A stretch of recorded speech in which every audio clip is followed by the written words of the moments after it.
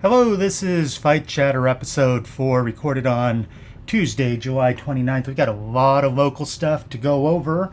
Um, so, first off, I apologize for not putting out a podcast for the last couple weeks. I have been swamped with a lot of work and broken down van. So, I guess, sometimes life happens. Like I said, it's easier for me to put out a podcast, though, than to write the fight recap and whatnot. Although I have been putting stuff on the Substack lately. If you haven't seen it, lots of stuff to go over. By the way, in the form of local boxing. Unfortunately, I did not attend or get a chance to see the Fierce Fighting Championship card this past Saturday, so I can't really talk a whole lot about that. No, I'm not going to talk about it at all. I'm going to acknowledge it happened. I'm going to do a much better job following that. That way I could report on it. Still Fist had a card a couple of weeks as well. I just need to get more on the ball with MMA. If you guys know me, you know that I really do like MMA. It's a fun sport to watch and everything. But my true love is boxing, so a lot of my talking on here is going to be about boxing. That's just kind of how it goes. I'm going to try to keep up with MMA. Some of the guys like the one I did the other week with Mario Gutierrez. Big part of that is, I watch Mario fight his boxing matches at the beginning of the year. So I was aware of him. I knew what was going on. I do apologize. I'm going to do a better job at following that. First off, this weekend, everybody knows Christian Aguirre. He fought in Salem, Oregon, against Mike McMillan, and that was a really good fight. I do have the link on the Substack if you want to check that out. I'll also put the link on the bottom here in the comments. That was actually a really good fight. Judges really didn't give him a lot of credit. The two of the judges gave him a round. The third judge had it a shutout. The scores did not reflect the fight. Talking with Doug Gibson, we both felt like there was 2 rounds that you could clearly give Christian, 3 rounds that you could clearly give Mike, and 1 round that was pretty even. And from reading a couple of the other reports, that's kind of how the fight most people viewed the fight. Nevertheless, when you go out, you fight on the road, you fight in the guy's home area, you're fighting not just your opponent, you're also fighting judges and crowds, and we all know that. We've all seen that here. We've all seen some of our Utah guys, when they get a chance to fight here, they get the benefit of the doubt, they get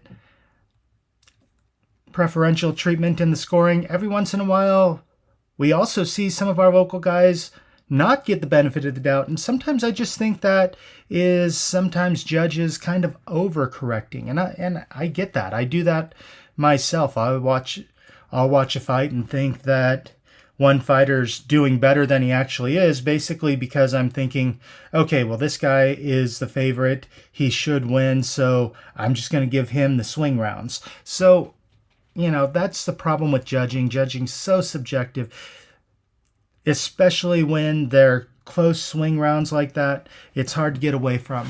One thing about Christian, though, Christian showed a lot of diversity in his fight. He showed a lot of range. He did a whole bunch of things, and he did them right. However, he was fighting a guy who was much bigger. I mean, Mike, he was able to take everything Christian threw at him, and the punches that Mike landed, they clearly landed. You could see it. You could see Christian stop. You could see his head get pushed back, things like that. Those are flashy for the judges. The judges do notice those things, and that's part of being a pro. Part of being a pro is that you can land 2 or 3 really good punches and kind of be outboxed the rest of the round. But because those 2 or 3 punches are really hard, they're going to give it to the guy who landed the harder punches. Whereas in an amateur fight, that's not always the case. Kudos to Christian for continuing to look good. He's continuing to improve. He is only 29. I mean, we all forget that he was so young when he broke out. He definitely still has time to improve his record, to get up there, to be able to make it happen. Another thing to keep in mind about Christian's total, and if you look at all of his opponents, their total combined record is 96, 13, and 5. That's unheard of.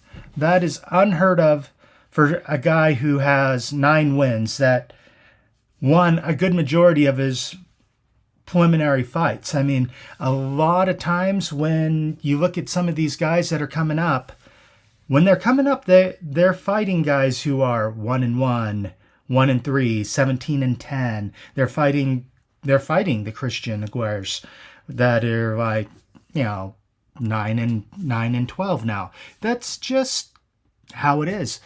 And if you look at a lot of fighters, a lot of really good fighters, when you look at their total combined record of opponents, it'll be like maybe 100, 150, and 20 or something like that. Christian's done this, and he's done it at a good level. He's fought high level competition. I really hope that he's going to get a chance to fight here at home in Utah. I've heard that it might be hard for him to fight here in Utah, but I hope he gets a good fight here in Utah, and he gets a fight that he could win. That way he could kind of build on those things. I mean, there are fights that he was in that, like this past one, that was close. There are other fights that he definitely should have won, and they were taken from him. And that's not just me saying, me as being a friend and a supporter of his. That's just a fact. Moving on, Juan Higuera. I also have a article out there on Substack with Juan.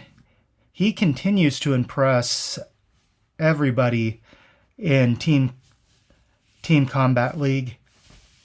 He's doing a great job. He's 7-1 in his last eight outings. If you haven't watched Team Combat League, it's actually a lot of fun because it goes one round. Fighters go in, they fight a round, they announce a winner of the round, and then they get out, and then another 2 fighters come in. It's kind of boxing for people with ADHD, but you get to see a lot of different fighters. Some fighters that are former world champions, like Steve Cunningham, who Juan Higuera fought against this past weekend. And by the way, he split 1-1, and it very well could have been 2-0 for Juan. I don't think it could have been 2-0 for Steve, but it very well could have been 2-0 for Juan. It's a lot of fun. Juan's looking great. He's not the only Utah fighter that's fought in Team Combat League. So keep an eye out on that. It's on Merit TV, Dr. Phil's thing, and so also a lot of the cards are streamed on YouTube. So it's definitely, you definitely have the ability to watch it. I'll drop a link to this past weekend's fight in the comments as well. Moving on to things that are upcoming. I saw that Aaron Garcia is planning on fighting here soon in next month. I believe August 23rd. I'm going to go ahead and I'm going to look this up real quick for you. But yeah, he's supposed to be fighting it here in Mexico again, building his record still August 23rd. And let me compliment Aaron Garcia and his choice of opponents. I mean, a lot of guys go to Mexico to build a record, and they're not fighting anyone that's got a pulse. Aaron, he is fighting fighters that are good. So I'm looking forward to seeing him come out with another victory. Looking forward. A lot of people around here have the opinion and that he's going to be a world champion, and I can't really dispute it. I mean, he's coming up the right way. He just needs to get some good opportunities, and he'll go out there and he'll go as far as he can. I mean, sky's the limit with him. He's got the skills, he's got the backing, and we'll see. We'll see. I hope he does. That would be great for Utah boxing to have a world champion. We're coming up closer to September. All Hearts got another card coming in September in Ogden as well. So keep an eye out for that. Fierce has all their cards as well. So lots of good stuff coming up here soon in the sport of boxing for Utah. Kind of wanted to touch base. Lots of stuff going on. Dwight Quahy, he passed away over the last couple of days, over the weekend, and his fight against Evander Holyfield for the cruiserweight title, I remember watching that on ABC, and that was probably the first boxing match that I remember watching. And he put in a great fight with that. Another one, if you want to Google, find it on YouTube, find it on a reel, because I've seen reels with highlights on it. Him versus George Foreman was a fun fight to watch as well, because him being shorter and using that height disadvantage against George Foreman, it was fun. Foreman landed some really great punches on him, but that was a fun fight to watch as well. So along with his fight with Matthew Saeed Muhammad, that was a great fight as well. So definitely go into the vault, look it up on YouTube, watch some of his fights. That's what I'm going to do a little bit later on this evening. Great fighter. Here's the interesting thing. He did not have any amateur fights. 0. He learned how to box in prison, and he came out of prison and went straight into the pros. He trained with Joe Frazier. That's kind of how he learned how to fight. How to fight, get down low, drop some great left hooks. He had a very similar style to Joe Frazier. But yeah, rest in peace, champ. As far as everything else, I wanted to say something about Terry Bollea, also known as Hulk Hogan.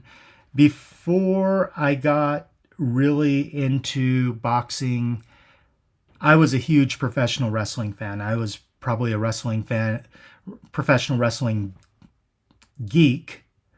And same thing with boxing. I'm probably a boxing nerd. Not probably. I am a boxing nerd. My wife says I'm like Rain Man when it comes to boxing and cars. So, anyways, that Hulk Hogan was a wrestler that I didn't really care for when I was growing up, and nothing really against him other than I got sick and tired of him winning. And I guess that's just me. It's like, oh, well, you know what? I don't even have to watch this. I know Hulkster's gonna win, and it kind of got boring after a while. So I'd watch everything but that one. And I remember watching WrestleMania 8 with a group of friends. Of course, we all knew what happened. I mean, it's not like we ordered the pay-per-views or anything. We went and rented the video at Corky's Video Village. Probably a month or two after it happened, when it came out on video, we would go rent these things the day they would come out on video, and they'd be on the shelf. And I remember watching WrestleMania 8, and there was a girl that just loved Hulk Hogan. She started screaming, yeah. And I ended up telling her, just get out. And created a hostile environment, and got into a fight with one of the other neighbor boys that was her boyfriend, and one of those things. Just kind of one of those things that happens as a kid. But yeah, that's kind of my bigger Hulk Hogan memory. Never got to see him in person because he wasn't going to go to Reno, and that's where I grew up. So rest in peace, Terry Bollea, also known as Hulk Hogan. Yeah, last week was a hard week for celebrities dying. Malcolm Jamal Warner passed away. I mean, all of these things, all these things. One thing interesting about Malcolm Jamal Warner, linked to boxing, where I can talk about it on the podcast, is Lennox Lewis had sent out a tweet saying that he had joked with Malcolm Jamal Warner that he would want Malcolm Jamal Warner to play him if there ever was a biopic about Lennox Lewis. So that's an interesting link to boxing. He also played Rory Holloway in the movie Tyson, who was Mike Tyson's best friend, or one of his best friends. And he's infamous in boxing for taking out the rubber glove, filling it full of ice water, and putting it on Tyson's eye during the Buster Douglas fight. So, a little bit of talk about Malcolm Jamal Warner. May he rest in peace as well. Yeah, I don't really have a lot more to talk about. I kind of want to touch base on Oleksander Usyk. Him beating Daniel Dubois. He did what he was supposed to. He looked great doing it. I'm not gonna put him down. He looked great. Dubois had definitely positioned himself for the rematch. Here's the thing I didn't like about all of the festivities is we are so starved right now for a great boxer. I mean, people are missing the greatness of Canelo, the greatness of Terrence Crawford, and a whole bunch of other fighters that are much closer to being known as, that are going to go down in history as great fighters, because we're trying to boost guys up towards being a great fighter. And I'm not putting Usyk down. He is a great fighter. To me, he's not a top 20 all-time great heavyweight just yet. And everybody wants to make him out to be this top 10, top 20 all-time great. I saw one meme put out by DAZN where he's with a whole bunch of other great athletes in other sports saying that he's the GOAT. I don't want to put him down or his accomplishments or anything. I'm putting down the promotion that he is this all-time top 10, top 5 great heavyweight just yet. He's got a ways to go. I mean, you look at I wouldn't even say he's top 5. I would say he's top 5 best heavyweights in the last 20 years. Because, I mean, you got to remember, in the last 20 years, we had both Klitschko brothers. And that goes without saying what they've done. We had the sunset of Lennox Lewis's career.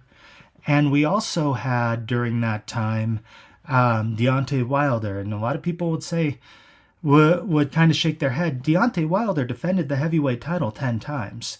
You have Tyson Fury, and you could point out that Usyk beat Fury, and that's a valid argument, but Tyson Fury's definitely in the conversation for top 5 as well, because he defended the linear heavyweight title 10 times. Now, as far as like AJ and all these other guys that maybe had titles, Chris Bird, Hasim Rahman, they're definitely, Usyk's definitely higher than them. And I would even put him higher than Fury. But I don't know if he's even... I would definitely say he's not better than Vladimir Klitschko. He might be on the same level as a Vitaly Klitschko. But time's going to tell. Time's going to tell as he continues to push forward. I don't like the fact that says, well, maybe I'll give a rematch, a trilogy fight to AJ or Tyson Fury, because I don't think either of them have done anything to warrant that. Joseph Parker needs to be next in line. And that's the thing. guys like Roy Jones Jr., guys like Vladimir Klitschko and Vitaly Klitschko, Lennox Lewis. The reason why these guys are all-time greats is not only did they beat the really other outstanding fighters of their era, they also fought everyone in between that were the number one contender. Plus, Usyk got his first opportunity at the heavyweight title because he was the WBO's mandatory challenger. And he's never fought a WBO mandatory challenger. You got to look at the fact that you had Joe Joyce as an interim champion and Zhili Zhang as an interim champion and now Joe Parker as an interim champion. These guys have all paid sanctioning fees. They've all fought each other. I mean, obviously they're fighting the best heavyweights, and Joe Parker definitely has earned and deserves this shot. So that's what I'd like to talk about in closing. Usyk, he's definitely on the path to being great. I don't know, because he's 38 right now, I don't know if he'll catch Vladimir Klitschko. He might catch Vitaly as far as the best heavyweights of the last 20 years. Few more title defenses, and I would say he's definitely over Wilder. You could put him over Fury since he beat Fury, but I would say, you know, those top five, they're all interchangeable. But if you look at the great heavyweights of the last 20-25 years, he's not quite there. So to call him a greatest of all time, which then you got to include Mike Tyson, Larry Holmes, Muhammad Ali, Joe Louis, Rocky Marciano, Jack Johnson, Evander Holyfield. There's a lot of fighters that he's not on the level quite yet, but he could definitely get there. So that's the podcast. I have no stories to talk about since I've already gone longer than I thought. Anyways, have a great week. I'll try to definitely get back on the ball and have things on there. Check out the Substack. There are new articles on there. I will review the Fierce Fighting Championship, and I'll write a quick Substack article on my thoughts on that. Have a great week, and look forward to speaking to you again. One last thing, Plan 9 Crunch. Skip over to the podcast to check out Dave Foley, Disco Dave Foley, Doug Gibson, and myself talking about The Setup, a 1949 film. I spoke about the film a couple episodes ago, spoke about doing the filming over at Foley's with Dave and Doug. Great time, great stories. Make sure you check that out. It's fun discussion. You'll hear discussions about Valentina Hero, about Gary Cobia. Go ahead and check that out. That's going to be a fun one to check out as well. Thank you.